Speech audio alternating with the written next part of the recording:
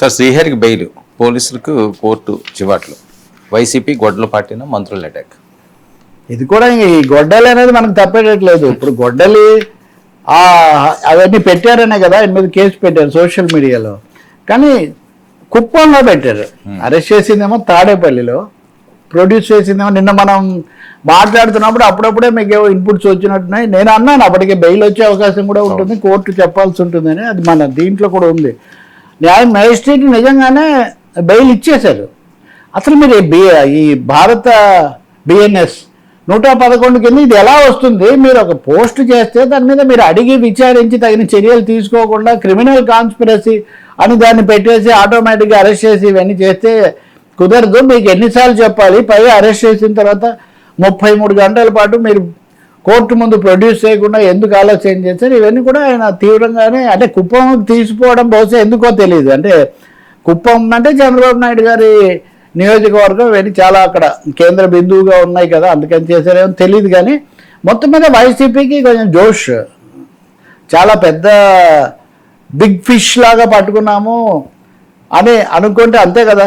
మాజీ సిపిఆర్ఓ, ప్రస్తుత వైసీపీ ప్రధాన కార్యదర్శి, అఫ్కోర్స్ మీడియా విభాగం ప్రధాన కార్యదర్శి, జగన్కు సన్నిహితుడు, తాడేపల్లి ఆయన నివాసం ముందే అరెస్ట్ చేశారు. ఇవన్నీ చేశాము, పట్టుకున్నాము అని అనుకుంటుంటే ఆయన్ను కుప్పం కోర్టులో వదిలిపెట్టడం అన్నది ఖచ్చితంగా రాజకీయంగా ఒక నిరుత్సాహం, ఎదురు దెబ్బ అని కూడా చెప్పొచ్చు. ప్రభుత్వానికి మరింత జాగ్రత్త తీసుకోవాల్సిన అవసరం ఉంటుంది. రెండవది కోర్టులు అలర్ట్గా ఉంటాయి. ఎప్పుడైనా పార్టీలు, పాలక పార్టీ ప్రతిపక్షం పోటాపోటీగా ఉన్నప్పుడు కోర్టులు మరింత అప్రమత్తంగా ఉంటాయి. ఆ పని వాళ్ళు చేశారు, మంచిదే.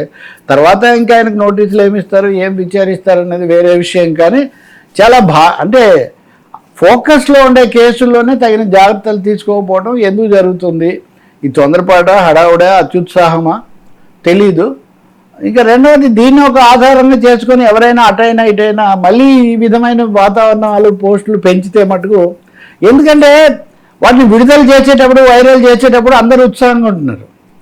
దానికోసం ఎవరికైనా అరెస్ట్ చేసినప్పుడు, కేసు వచ్చినప్పుడు మటుకు అది చాలా తీవ్ర సమస్య అయిపోతుంది. అవతల వాళ్ళ మీద పెడితేనేమో యువతల వాళ్ళకు ఉత్సాహం, యువతల వాళ్ళకు పెడితే అవతల వాళ్ళ మీద ఉత్సాహం. కోర్టులకు, మీడియాకు మటుకు అన్నీ ఒకటిగా చర్చలు వస్తుంటాయి. వాళ్ళ స్పందనలు కూడా అలాగే ఉంటాయి అనుకోండి మీడియాలో. సో శ్రీహరి బయటికి రావటం, ఆయన అయితే ఎక్కువ మాట్లాడలేదు. నేను జర్నలిస్ట్గా నేను ఏం చేయాలో అంతవరకే పనిచేశాను, నేను ఎప్పుడు పరిధి మీరలేదు. ఇది ఎందుకు చేశారో నాకు తెలియదు, నేను ఇంతకంటే ఎక్కువ మాట్లాడకూడదు. సహజంగా షరతులు పెడతారు కదా.